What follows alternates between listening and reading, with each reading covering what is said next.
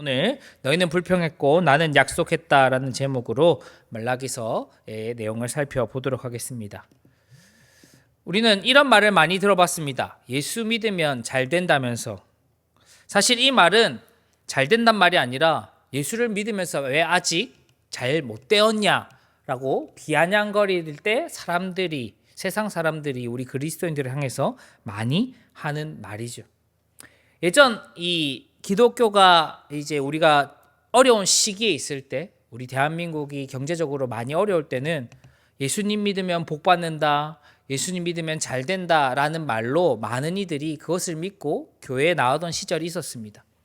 그로 인해서 또 하나님께서 특별히 우리 대한민국 땅에 큰 은혜를 허락하셔서 예수님을 믿고 잘된 사람들, 예수님을 믿고 성공한 사람들도 아주 많은 것도 사실입니다만, 하지만 이제는 대부분의 사람들이 그냥 사회에서 성공하는 것이 예수를 잘 믿는 것이라 여기지는 않는 시대가 왔습니다.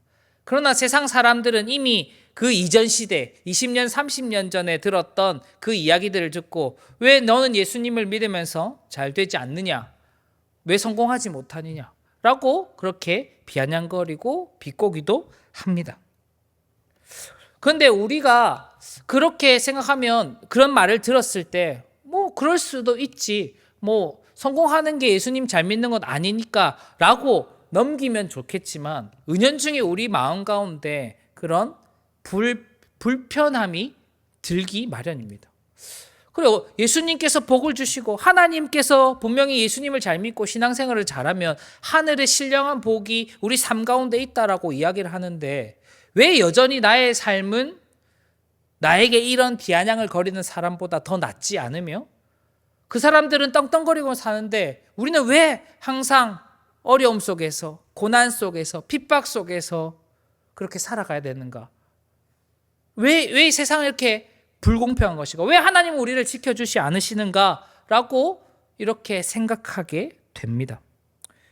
직장에서 열심히 일했는데도 상사가 불공평하게 평가할 때, 정직하게 공부한 학생보다 편법을 사용한 아이가 더 인정받고 성적이 좋을 때, 사회적으로 부정부패를 저지르는 사람이 오히려 더 세상에서 주목받고 더 많은 돈을 벌고 더 많은 것을 가지게 될 때, 도대체 하나님은 어디 계시는가? 도대체 하나님의 공의와 정의가 이 땅에 살아 숨쉰다며 어떻게 저런 일이 벌어질 수 있는가? 이왕이면 예수 잘 믿고 선한 사람이, 이왕이면 예수 잘 믿고 정의를 행하는 사람이 더 성공하고 더 잘 되고 더 세상 속에서 영향을 발휘하면 하나님도 영광 받으시고 세상 가운데 하나님의 뜻이 하나님의 나라가 더 드러나지 않겠냐라고 생각할 수도 있을 것 같습니다. 이런 의문은 품고 살아갔던 사람들이 우리만 있는 것이 아니라 성경에도 계속해서 등장했었습니다. 오늘 본문 2장 17절에도 유다 백성들을 향해 하나님께서 이렇게 이야기하셨습니다. 너희가 말로 여호와를 괴롭게 한다. 무슨 말로 괴롭게 하냐면, 모든 악을 행하는 자는 여호와 눈에 좋게 보이며, 그러니까 쉽게 말해서 악을 행하고 있는데도 아무런 심판을 받지 않으니까 하나님이 그 사람들을 기뻐하신다. 하나님, 저 사람들이 악을 행하고 죄를 짓는 것을 하나님이 용납하시고 괜찮게 여기시니까 그렇게 놔두는 것이다 라고 말하고 다니지 않느냐. 또 아무런 일이라고 그들이 더 잘 되는 것을 보고 하나님이 기뻐하시는 것 아니겠냐, 하나님이 기뻐하시니까 그들이 잘 되는 것 아니겠냐 라고 사람들이 이야기하고 다녔다는 것입니다. 그러면서 도대체 정의의 하나님이 어디 있냐라고 불평했던 것이죠. 그런 모습을 하나님께서는 말로 하나님을, 여호와를 괴롭게 한다라는 것이죠. 쉽게 말해서 하나님이 괴로워하시는 분은 아니시지만, 하나님께서 괴로워하신다 표현하는 이 상황은 어떤 상황이냐면, 하나님의 이름이 가리워질 때, 하나님의 하나님 되심이 이 세상에 나타나지 않을 때, 하나님이 세상 가운데 오해되어질 때, 이럴 때 하나님이 마음 아파하시고 하나님이 괴로워하신다라고 이 말씀이 표현하고 있는 것이죠. 즉 하나님의 하나님 되심이 온전히 이 땅 가운데 드러나지 않고 오해되어질 때, 그때 비로소 하나님께서는 마음 아파하신다. 그러니 이스라엘 백성들, 이 유다 백성들이 세상을 향해 너네가 잘 되는 거 보니 하나님이 너네를 기뻐하시는 것보다 하나님 믿는 우리보다 죄를 짓는 너희를 하나님이 더 기뻐하시는가 보다. 하나님의 정의 이 땅 가운데 이게 하나님의 정의인가 보다 라고 불평을 하니 하나님의 뜻과 맞지 않는 이야기들을 계속 이 사람들이 말로 뱉으니까 하나님께서 이 사람들에게 이렇게 여호와가 괴롭다라고 이 말라기 선지자가 이야기하는 것이죠. 즉 유다 백성들은 계속해서 불평했습니다. 그들의 상황, 그들의 어려움, 그들의 이 불평 섞인 말들을 세상 사람들에게 토로했습니다. 어떻게 하나님이 악인들을 더 사랑하시는가? 어떻게 이 세상에 악인들이 더 잘 먹고 잘 사는가? 왜 하나님이 백성인 우리는 왜 이 모양 이 꼴인가?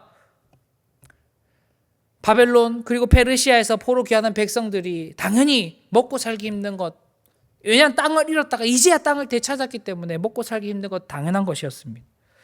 근데 만약 하나님께서 우리에게 복을 주셨다면 이 어려움들이 쉽게 해결되었어야 되는데 그 지역에 살고 있던 이방 사람들, 악을 행하는 이방 민족들이 더 잘 사는 모습들을 보고 어쩌면 인간이라면 왜 하나님 우리에게는 복을 주시지 않고 저 사람들이 더 잘 먹고 잘 사는 것입니까?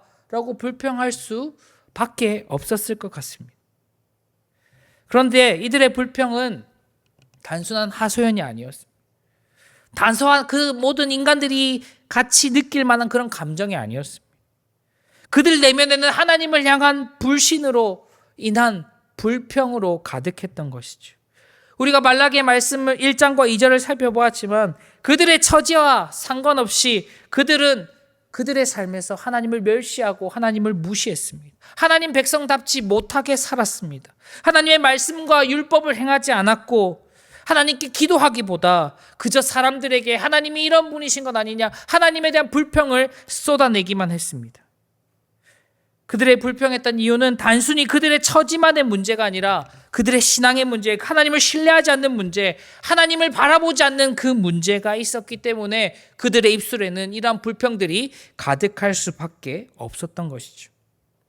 어쩌면 우리 세상을 살아가는 많은 사람들이 세상 속에서 하나님을 향해 불평하는 이유도 어쩌면 하나님을 향한 그 믿음이 부족하기 때문에, 하나님을 향한 그 기대와 바라봄이 없기 때문에 우리의 입술에, 우리의 말에, 우리의 마음에 불평과 불만이 가득한 것은 아닐까 우리가 생각해 보아야 한다는 것이죠.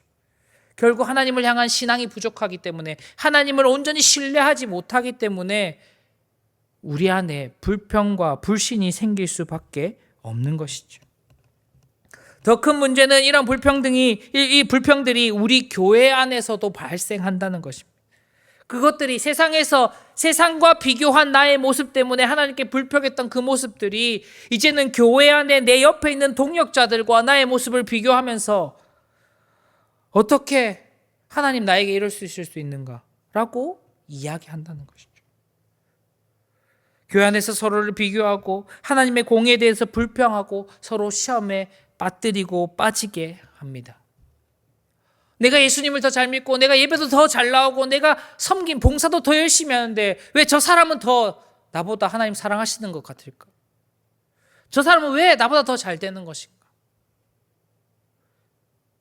그러다 보니 자연스럽게 불평과 불만이 쌓이고 하나님을 향한 우리의 신앙도 계속해서 흔들리게 되는 것이죠. 결국 우리 안에 하나님을 향한 온전한 신뢰가 갖춰져 있지 않다면, 하나님을 향해 우리의 시선이 맞춰져 있지 않으면 우리 안에 불평과 불만이 생길 수밖에 없는 것이죠. 세상이 원래 그런 것이죠. 하나님 도대체 세상이 왜 그렇습니까? 하나님 이렇게 대답하실 것 같아요. 원래 그래. 죄가 가득하고 악이 가득한 곳에는 어쩔 수 없어. 그러다 보니 죄인이 모인 교회도 우리 안에 내재된 악이 있는 우리 성도들 가운데도 어쩌면 그런 불편함과 그런 불평들이 있을 수밖에 없겠죠. 하지만 우리는 불평이 아니라 믿음의 눈으로 하나님을 바라보고 세상을 바라보고 서로를 바라보아야 합니다. 불평만 가득해서 우리가 하나님의 백성답게 살 수 있겠습니까? 우리 안에 생기는 불평들만 바라본다면, 내 눈에 보이는 것들로 인해서 내 자신을 한없이 비참하게 여긴다면 우리가 참된 신앙으로 그리고 참된 신자로 살아갈 수 있겠습니까? 불평이 아니라 믿음의 눈을 우리가 뜨고 하나님을 바라볼 수 있어요.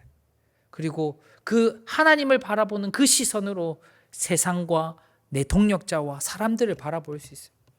그래야 그 사람과 나의 다름을 알게 되고 하나님께서 그 사람에게는 또 그 사람만의 은혜를 또 나에게는 나에게 필요한 은혜를 주실 것이라는 것을 기대하고 바라볼 수 있게 되는 것이죠.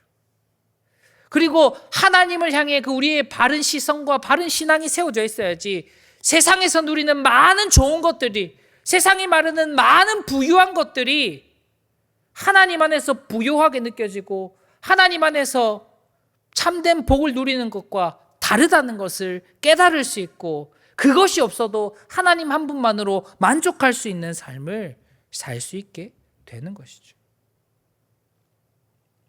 열심히 살아가는 사람들, 세상 속에서 열심을 다해 살아갈수록 내 안에 이런 불평과 불만이 어쩌면 더 큰 것 같습니다. 많이 젊었을 때 최선을 다해서 돈을 벌고 우리의 성공과 가족들을 위해서 열심히 일했던 많은 어른들이 갑자기 아팠을 때 하는 가장 많은 말이 난 이렇게 열심히 살았는데 왜 하늘도 무심하지? 나에게 이런 병을 주고 왜 나에게 힘든 시련을 줄까? 무엇이 정답인지 왜 그런 일이 일어났는지 우리는 정확히 알 수는 없을 것입니다. 그러나 우리에게 필요한 것, 신자들에게 필요한 것은 그런 인간적인 눈, 어떤 세상의 시선과 평가가 아니라 하나님께서 어떻게 생각하시는가? 하나님께서 우리를 어떻게 바라보시는가? 그것에 집중할 수 있어야 합니다. 그래야 불평이 아니라 믿음의 삶을 살아갈 수 있는 것이죠. 이런 불평을 쏟아내는 백성들을 향해 하나님께서는 그들이 예상하지 못한 방법으로 응답하셨습니다. 그것은 그들의 불평을 해소하시는 것이 아니라 새로운 약속을 보여주십니다. 1절 말씀입니다. 만군의 여호와가 이르되 보라 내가 내 사자를 보내리니 그리고 언약의 사자가 임할 것이다. 여기서 말하는 이 사자 신약 성경에 등장하는 세례 요한입니다. 그리고 이 성전에 임할 그리고 우리가 사모해야 할 그 언약의 사자 바로 예수 그리스도입니다. 하나님께서는 그들의 불평을 해소하시기보다 하나님의 방법이 무엇인지를 이 약속의 말씀을 통해 보여주십니다. 하나님의 방법은 하나님의 아들 예수 그리스도를 통한 구원, 이 죄와 악으로부터의 완전한 자유, 해방, 진정한 하나님 나라로서의 하나님 나라와 영생, 이것이 하나님의 백성들을 향한 참된 방법이고 진짜 중요한 하나님의 뜻인데 그것을 이 약속을 통해 보여주신 것이죠. 하나님께서는 우리 인간들의 당장의 필요나 당장의 불만이 아니라 진정으로 우리에게 필요한 것이 무엇이며 진정으로 우리가 소망하고 기대해야 할 바가 무엇인지를 이 약속의 말씀을 통해 알려주신 것이죠. 하나님께서는 사람의 기대와 달리 즉각적으로 응답하지 않으셨습니다. 하나님, 이 땅에 하나님의 공의가 어디 있습니까? 하나님의 정의를 나타내 주십시오. 하나님, 저 악의 심판받고 선한 사람들은 회복되고 복을 받는 그런 일들이 내 눈앞에서 벌어지게 해 주십시오. 라고 하나님에게 강력하게 불평하고 불만하는 그 사람들 앞에, 그 간절하게 호소하는 그 사람들 앞에 악을 심판하시고 선한 자를 이렇게 세우시는 일들을 버리시지 않으셨습니다. 안타깝지만 우리는 우리의 당장의 문제들, 우리 당장의 불편함들, 우리 당장의 어려움들이 해소되길 원합니다. 하나님께서 당장에라도 역사하시길 원합니다. 하나님께서 근데 그렇지 않으실 때가 훨씬 많다는 것을 우리는 이 성경과 이 세상의 역사를 통해 발견할 수 있습니다. 하나님의 때가 그리고 하나님의 방법이 있기 때문이죠. 우리는 자꾸 하나님께 우리의 때와 우리의 방법을 요구하지만 하나님께서는 그 우리의 때와 우리의 방법이 아닌 하나님의 때와 하나님의 방법으로 응답하시기 때문입니다. 결국 그 때와 그 방법을 기다릴 수 있어야지. 그리고 그 기다림이야말로 우리는 믿음이라 얘기하고 하나님을 기대한다 얘기하고 하나님을 소망한다 이야기할 수 있는 것이죠. 그렇다면 하나님은 왜 우리를 이처럼 기다리도록 하실까요? 당장 문제를 해결해 주면 하나님의 이름도 나타나고 하나님의 영광도 나타나고 하나님의 선하심이 이 땅 가운데 밝히 드러날 텐데 왜 하나님께서는 악을 심판하지 않으시고 이 유다 백성들의 불평처럼 도대체 이 땅에 하나님의 정의가 있는 거 맞냐? 하나님은 저 악인들을 더 기뻐하시고 저 악인들을 더 사랑하시는 거 아니냐? 그런 소리를 들어가면서까지 왜 하나님 일하시지 않는 것일까요? 베드로후서 3장 9절의 말씀입니다. 함께 읽겠습니다. 시작. 주의 약속은 어떤 오직 주께서는 너희를 대하여 오래 참으사 아무도 멸망하지 아니하고 다 회개하기에 이르기를 원하시느니라. 아멘. 하나님께서 응답하시지 않는, 하나님께서 더디 역사하시는 첫 번째 이유는 바로 하나님께서 많은 백성들이, 많은 사람들이 죄로부터 회개하기를 원하시기 때문에, 하나님께로 돌아오기를 원하시기 때문에, 여전히 하나님께서 택하시고 부르신 자들이 하나님께로 다 돌아오지 않았기 때문에 그들을 찾고 계시고 부르시고 계시고 그들이 회개하게끔 기다리고 계시기 때문입니다. 당장 우리는 우리의 뜻이 해결되고 이 땅 가운데 하나님의 의가 이루어지고 하나님의 정의가 이루어지고 심판이 이루어지길 원하지만 하나님께서는 하나님의 때와 방법으로 기다리시고 참고 계시고 회개하기를 원하고 계시기 때문인 것이죠. 그것이 어쩌면 우리의 첫 번째 기다림의 이유가 되는 것입니다. 이 땅이 왜 이렇게 불공평하고 왜 우리 신자들이 이렇게 어려움을 당해야 하는가? 왜 이 악한 세상 빨리 바뀌지 않는가? 왜 우리는 하나님의 때를 기다려야 되는가? 하나님의 약속을 기다려야 되는가? 하는 첫 번째 이유가 하나님께서는 그 회개를 원하시기 때문입니다. 두 번째입니다. 베드로전서 1장 6절과 7절의 말씀입니다. 함께 읽겠습니다. 시작. 그러므로 너희가 이제 여러 가지 시험으로 말미암아 잠깐 근심하게 되지 않을 수 없으나 오히려 크게 기뻐하는도다. 너희 믿음의 확실함은 불로 연단하여도 없어질 금보다 더 귀하여 예수 그리스도께서 나타나실 때에 칭찬과 영광과 존귀를 얻게 할 것이니라. 아멘. 우리가 하나님께서 우리를 기다리게 하시는 이유, 그 기다림이 우리의 면류관이기 때문에 하나님께서는 그 기다림을 칭찬하시고 영광을 주시고 존귀 여기시기 때문입니다. 어쩌면 우리가 세상을 살아가는 동안 여러 가지 시험에 빠지고 불평이 생길 수 있고 어려움이 생길 수 있고 고난과 핍박이 있을 수 있지만 그 속에서 믿음으로 참고 견디고 기다리는 이유, 하나님을 소망하고 그 약속을 붙들어야 되는 이유는 그로 말미암아 우리의 믿음의 확실함이 증명될 수 있기 때문이죠. 우리의 믿음이 증명되면 그 믿음을 보시 하나님 잘했다 칭찬하실 것이고, 그리고 우리에게 그 영광의 면류관을 씌워주시고 우리를 존귀케 여기시기 때문에 너가 참 믿음의 사람이구나 하나님께서 확인하시기 위해서, 하나님 아시지만 우리로 하여금 깨닫게 하시고 우리 모두로 하여금 인정케 하시고 세상 가운데 밝히 믿음의 사람들을 나타내시기 위해서 우리를 기다리게끔 하신다는 것이죠. 그러므로 우리는 하나님의 약속을 알고 그 약속을 믿고 기다리며 살아가야 하는 것입니다. 그러니 우리의 입술에 불평이 아니라 하나님의 약속이 항상 있어야 합니다. 우리는 쉽게 안 좋은 말들, 쉽게 부정적인 말들, 쉽게 남을 비난하거나 깎아내리는 말들 잘합니다. 너무 자연스럽죠. 그것이 교회 안에도 크게 다르지 않은 것 같습니다. 조그만 문제가 생겨도 여기저기서 불평과 불만이 생깁니다. 조그만 누가 잘못해도 그 사람을 비난하고 폄하하는 말들을 많이 하게 됩니다. 그러면 교회가 세상과 다른 것이 무엇이겠습니까? 그리고 교회가 사람들이 모이면 하나님의 약속, 하나님의 말씀, 하나님의 뜻과 소망에 대해서 이야기하기보다 요즘 땅값이 올랐더라. 요즘 주식이 잘 되더라. 요즘 세상에 대통령이 이렇더라 저렇더라. 무슨 정치인 이런 일을 했다더라. 그런 이야기가 필요 없다라는 그런 이야기를 하면 안 된단 말이 아니라 자꾸 그런 얘기를 하면서 네가 맞니 내가 맞니 이게 옳다 저게 옳다 뭐 이렇게 해야 된다 저렇게 해야 된다. 그것보다 더 중요한 것이 우리 입술에 항상 하나님을 향한 감사와 찬송과 그 소망의 말들이 있어야 하는 것이죠. 그래야 우리가 믿음의 삶을 끝까지 견뎌내고 기다릴 수 있는 것 아니겠습니까? 누군가 어려움이 와서 이 교회를 찾아왔을 때, 누군가 어려움 때문에 상담을 요청했을 때 세상적인 방법을 제시하고 세상적인 요령을 제시하는 그런 것 말고 더 본질적인 하나님께서 우리를 깨끗게 하시기 위해 예수 그리스도를 보내셨고 그 그리스도의 목숨값으로 우리를 구원하셨습니다. 그렇기에 우리는 세상의 어려움 속에서도 하나님 한 분 붙들고 예수님 한 분 붙들고 살아가야 합니다. 이런 소망의 말, 믿음의 말을 할 수 있는 것.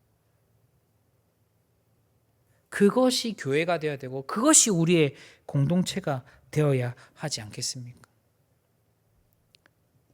하나님께서는 우리가 그렇게 되게끔 기다리고 계십니다.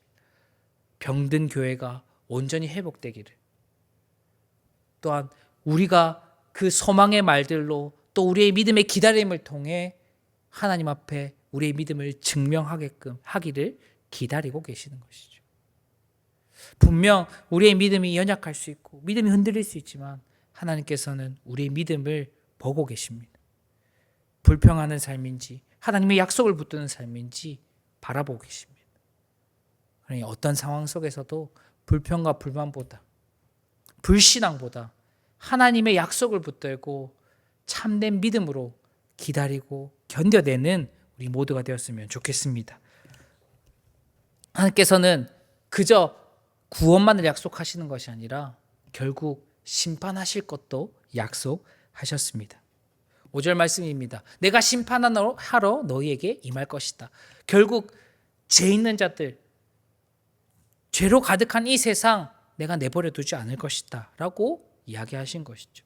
하나님은 절대 불의를 지켜만 보고 계시지 않습니다.